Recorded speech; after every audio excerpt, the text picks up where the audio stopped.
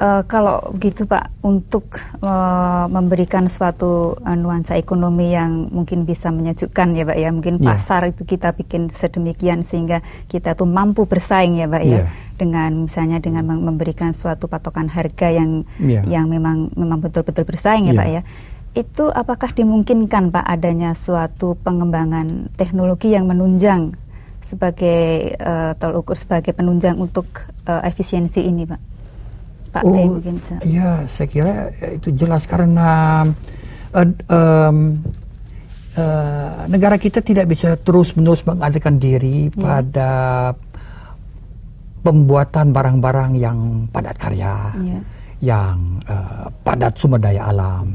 Sumber daya alam misalnya hutan kita sudah mulai kekurangan.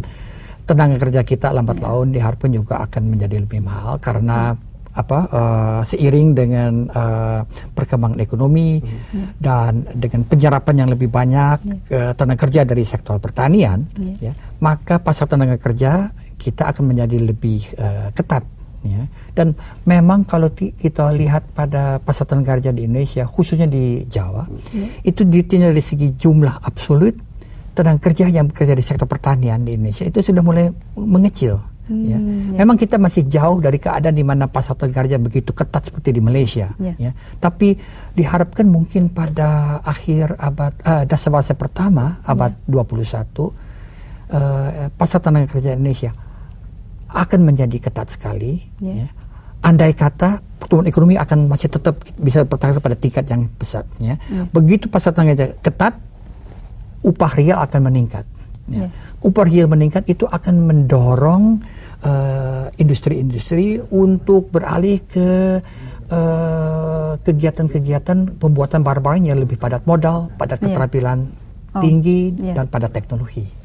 Kalau begitu adanya suatu peningkatan efisiensi dengan berdasarkan teknologi tadi mungkin bisa menggeser ya Pak dari struktur sektoral ya Pak, mungkin dari pertanian mungkin ke manufaktur gitu.